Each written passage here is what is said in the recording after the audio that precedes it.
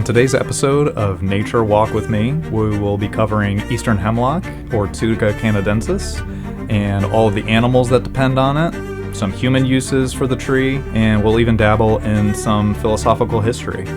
Let's get started.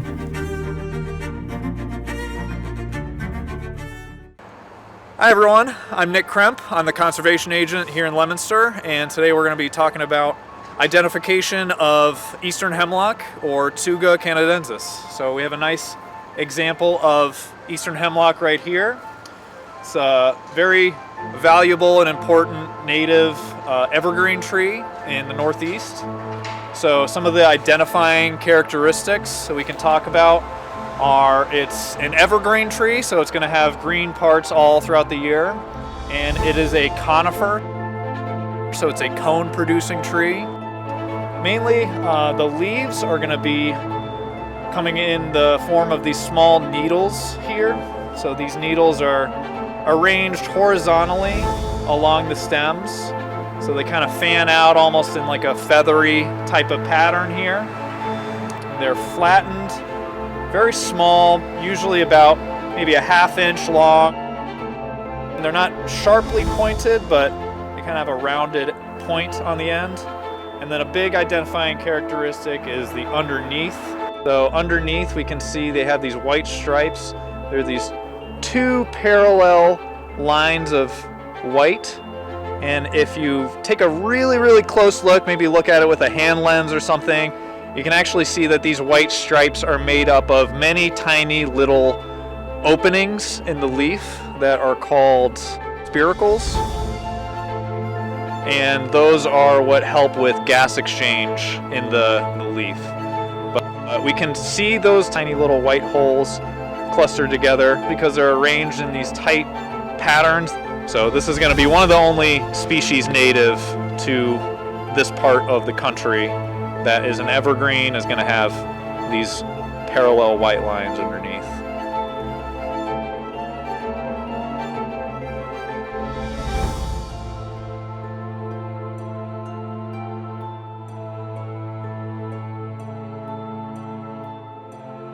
So, walking around this hemlock grove, we found this nice, torn apart snag of an old hemlock. And a dead standing tree is what's called a snag, as opposed to a dead tree lying on the ground, which we often refer to as a log. And there's this really gnarly cavity that's just been hammered out here. You can see all the wood chips. That's just been completely obliterated. And this is all woodpecker damage from, I would imagine, pileated woodpecker, which is our largest species of woodpecker in North America. A very common bird. If you hear them, if you know their call, they have kind of a laughing call that you hear in the woods quite often. You'll often see them, these large black and white birds with a red crest. But this is all woodpecker damage, and what they're trying to do here is basically excavate out this wood and find the larvae of various insects and different invertebrates that inhabit this wood and feed on the wood. So as you can see here, there's a little remnant of a tunnel, or what are sometimes called galleries. It's left over from an insect feeding on the wood and tunneling through this wood. That's pretty much what this woodpecker was trying to get at in excavating this hemlock.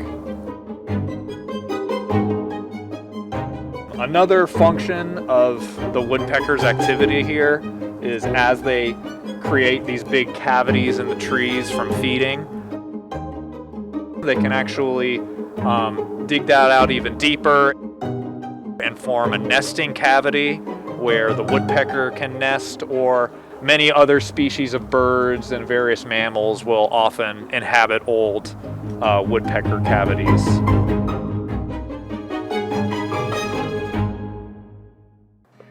All right, hi, so we're out here on North Monusnock Mountain.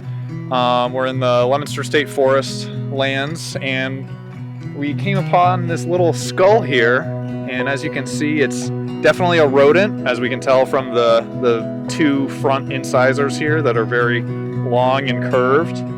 And it's a pretty big rodent. It's definitely not, a squirrel or a mouse or anything like that. And it's probably not a beaver, as we're up on the top of a mountain here. So other large rodents that we have, if I had to guess, this is probably a porcupine. So we got a nice big porcupine skull here. So porcupines use these big front incisors to, scrape away at bark and chew into seeds and pine cones and things like that. So yeah, porcupines are one of those species that do depend on hemlocks as a food source and as a habitat, a place to live. They'll often live inside tree hollows. Probably lived its life out here and eaten on hemlock needles and then succumbed to one thing or another, but pretty cool little find out here in the woods.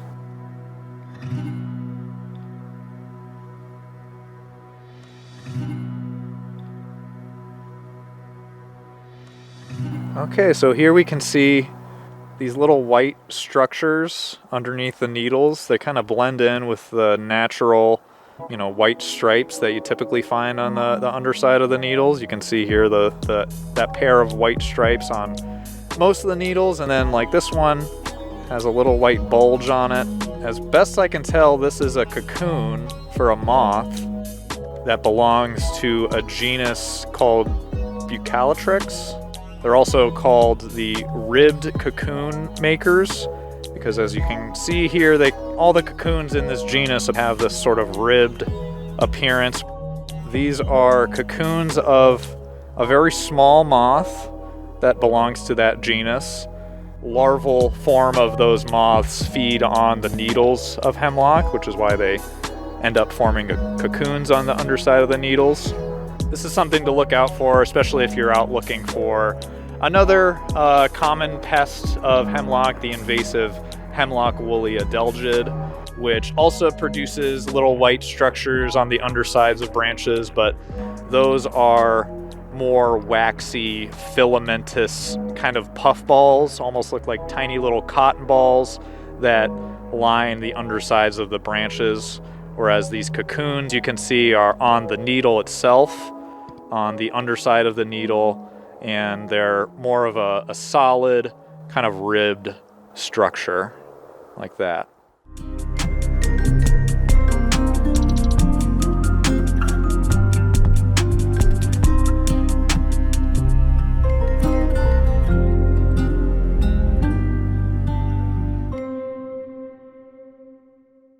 Okay, so we have another plant here. This is not an Eastern Hemlock, but it's an important look-alike plant to know. This is actually a yew tree, and that's Y-E-W. So they are native to Europe and parts of Asia. Looks superficially, anyway, very similar. It's got these flattened needles that are arranged almost horizontally, not as flat as we see on hemlock, but they kind of have a similar, almost feathery arrangement where they kind of spread out parallel to each other. The needles themselves, the individual needles, are quite a bit bigger. They're more like an inch long, whereas with the Eastern Hemlock it was closer to half an inch. And we can see on this species, the tips of the needles come to a very sharp point. And if we take a look at the underside of the needles, we can see that they do not have those parallel white lines on the underneath. They do have a sort of a lighter green kind of pattern underneath, but not that very bold white line that sticks out on the underside of the hemlock needles. One of the reasons that you might want to differentiate between yew and Eastern Hemlock, besides just knowing what you're looking at, if you're looking to utilize Eastern Hemlock or consume it in any way, you can make a tea from the needles. However, the yew plant, you cannot do this with. It is a toxic plant. The genus for the yew tree is Taxus, and it actually comes from the same root word where English gets the word for toxic. So toxic and Taxus, they share the same root word, and that's because this is a poison-containing plant. It contains a toxin known as taxine that can make you sick if you do consume it. So we're here at another yew tree, like I said. So a good identifying characteristic for learning trees is always going to be the bark and the trunk, since this is usually the first part of the tree that we see, especially on large trees. So for the yew tree, like we have here, it's going to tend to have a very smooth, flaky bark like this that comes off in big, peely, papery strips. So very smooth, very particular kind of bark. Not many trees have this type of bark, especially not many native trees.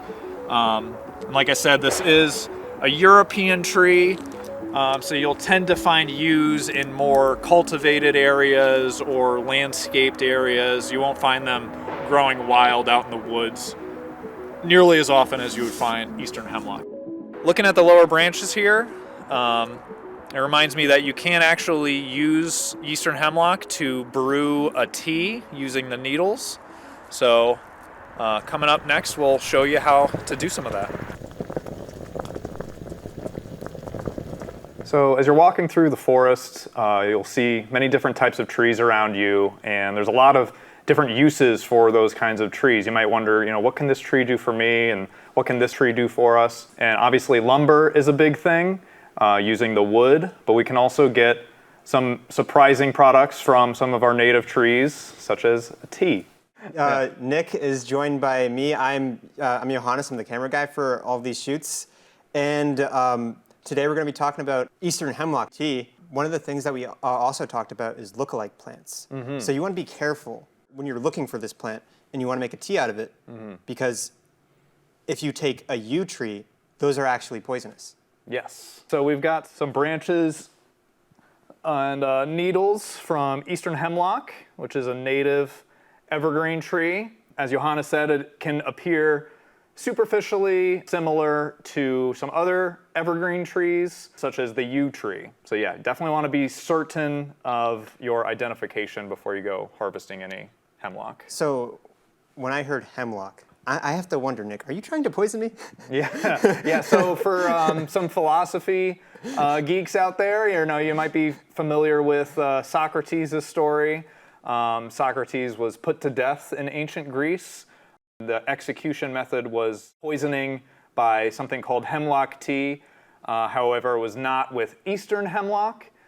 Eastern Hemlock was referring to this evergreen needled tree that you can find up and down the east coast of North America, the United States specifically. But it is very different from another plant native to Europe and therefore native to ancient Greece that was also called hemlock. The other hemlock in Europe is a large herb, actually. It's not a tree, and it is in the carrot family. So are there any other local plants that we use to make teas with?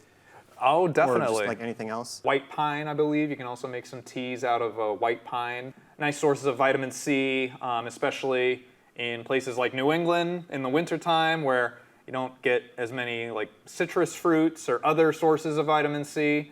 So it was important for staving off scurvy and some of the things like that, especially in like colonial early days. How do you make Eastern Hemlock tea? So you're going to want to go out and harvest your hemlock, which I've done ahead of time here. So we have a few branches with needles from the tips of a hemlock tree. So I'll give that to you. You can just stick that in your cup. Thank you. Bring some water to a rolling boil and then let it cool down for a second. But while it's still hot, you're going to take it and you can just pour it over. So it's really that simple. You just clip some trees, or Eastern Hemlock in this case, and then you put it in the water, which is boiled, and you're going to make some tea out of that. Yes, exactly. Really so cool. If you're a big tea fan, you can put, honey, lemon, different things like that to kind of change the flavor a little bit. Eastern Hemlock tea on its own is nice and tasty. You should see some coloration leaving the leaves. It looks like the leaves are becoming a little bit brown. I don't know if you guys can see that. Yes, so that's some of the... And they started out green. Yes, so that's some of the good stuff kind of seeping out of the leaves, getting activated by that hot water. Before you pour your water over or put it in your tea bags or whatever you want to do, it's probably going to be a good idea to wash your hemlock branches like you would any other kind of vegetable or fruit that you're bringing in. And how long does it usually take for this tea to brew? Yeah, so you just let it steep for a few minutes. I think it's been just about enough time right now, so I'm going to go ahead and cheers. Dink. We'll give it a try here. Oh yeah, it's very hot. Yeah, very hot, so just be careful sipping, but... Yeah, it's really good. Other than the bite at my tongue because it's so hot. But yeah, but you'll notice like kind of a very Christmassy kind of flavor. It kind of tastes like drinking a Christmas tree. Yeah. Right, so it's great to be enjoyed around the holidays. Eastern Hemlock, as well as many of the other teas that you can make from native plants. They've been utilized by native peoples in the Americas for hundreds, if not thousands of years. It's not just tastes good, but there's good things in it for you. It's a good source of vitamin C. Well, I think one of the really fascinating things with just everything about nature is that it's all interconnected. Yes. So you can take a tree and look at it and just say, oh, that's a tree, but you don't think about everything that goes on. So we looked at a porcupine, which we said probably was inhabiting that tree, or one of the eastern hemlocks in the area. We saw some woodpecker. Yeah. So like it's all interconnected. Very much so. And we're a part of nature. We're part of the animal kingdom. We also rely on these plants, and this is just another small example, but another example of how we can use hemlock and how it can benefit from us as well. So it really is all interconnected. So thank you for joining us today. Again, I'm Nick Kremp, and this was Eastern Hemlock and Eastern Hemlock Tea.